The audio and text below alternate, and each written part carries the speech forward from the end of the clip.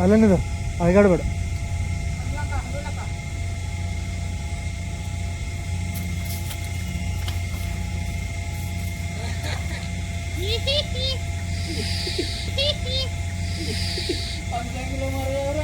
भीती वाटत आहे दीदी?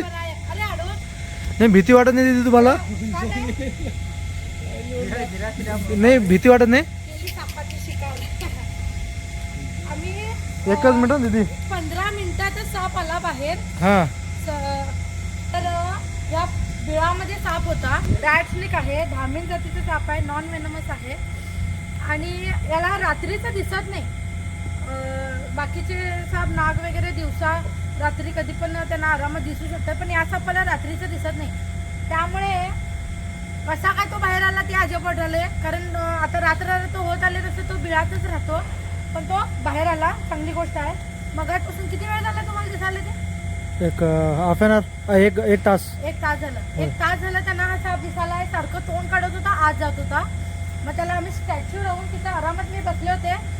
स्टॅच्यू राहून त्याला मग पूर्ण बाहेर येऊ दिलं आणि त्याच्यानंतर ह्याला रेस्क्यू केलंय.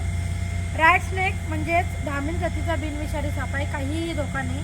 असे साप आपल्या आजूबाजूला राहायला पाहिजे. तर काय आहे अड्डा, काय आहे? टेकूड सागवान दरवाजाचं मॅन्युफॅक्चरिंग. सागवान दरवाजाचं काय फर्निचर? नाही सागवान दारच बनवतो फक्त. दरवाजा फक्त बनवतो. होय. असं दरवाजे बनवतात त्यांनी सागवानचे. आणि अशा ठिकाणी सापला इथं तर भरपूर लाकडं वगैरे काय काय रचून ठेवलेत. मग त्यामध्ये साप येऊन बसतात उंदराच्या वासानं वगैरे.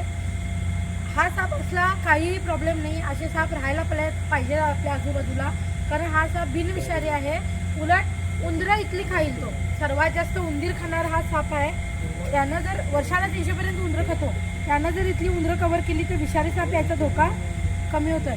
पण भीती एक असते पोटात, म्हणजे भीती मनात असते लोकांच्या की साप म्हणजे भीती असं झालं. त्यामुळे मग आम्हाला बिनविषारी सापसुद्धा रेस्क्यू करावे लागतात.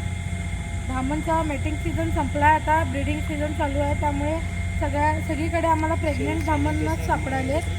अंडी घालायला येणारे. हा तर काय अंडी घालायला आला नाही आहे, पण असे धामण सापडाले. त्यामुळे काळजी घ्या. हातात बिनविषारी आहे, पण विषारीसुद्धा उद्या येऊ शकतो. त्यामुळे सगळ्यांनी काळजी घ्यायला पाहिजे. आवडला व्हिडिओ जरूर लाईक करा, शेअर करा.